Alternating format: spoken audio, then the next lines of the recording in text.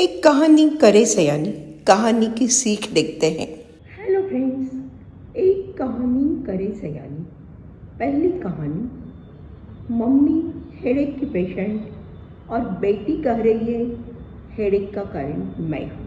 3-4 महीने पहले एक 50 के आसपास की लेडी और उसके साथ आई थी एक यंग स्मार्ट लड़की। लेडी ने कहा, मेरे को हेडेक बहुत हो रहा है 3-4 साल से, यह देखो सब रिपोर्ट नॉर्मल।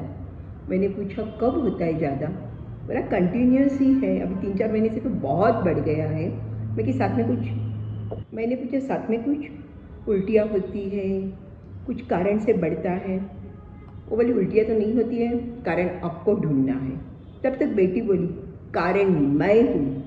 मैं कि क्या बात है भाई, ऐसे क्यों बोल रही हो? शादी नहीं हुई क्या? और लव अप है? तो वो बोली अफेयर नहीं है, लव है।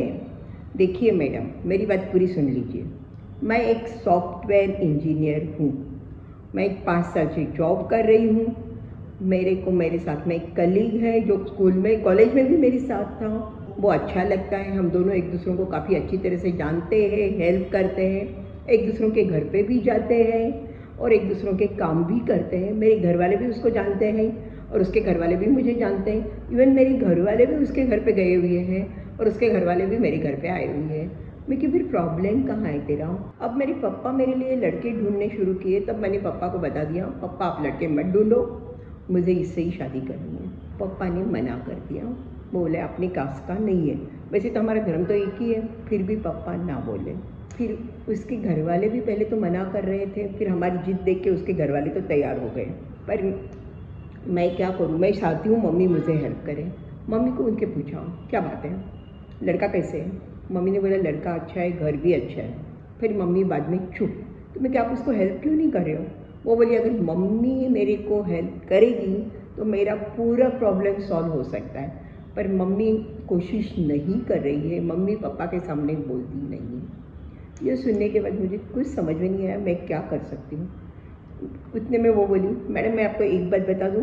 मैं कि बोलो। मैं भाग के शादी नहीं करने वाली हूँ।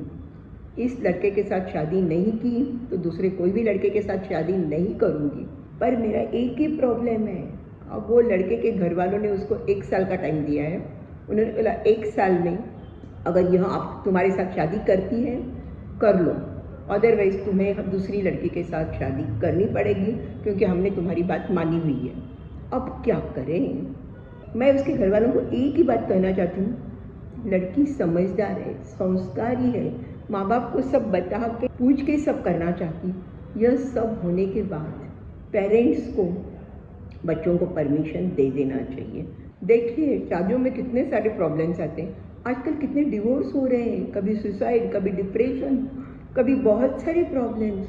काफ़ी बार लड़कियाँ शादी के बाद भी भाग जाती हैं या लड़के भी शादी तोड़ देते हैं, और वर्स्ट टू वर्स्ट होमिसाइड कभी सोच नहीं सकते। इसलिए मुझे लग रहा है कि पेरेंट्स आप समझिए, आपके बच्चे अगर समझदार हैं, आपको हर चीज़ पूछ के कर रहे हैं, तो आप भी उनकी बात समझिए और सब कुछ ठीक ठाक है तो सामने वाले के घर आते जाते रहिए और एक दूसरों को समझ के बच्चों को आशीर्वाद दीजिए। सुखी भव। Thank you.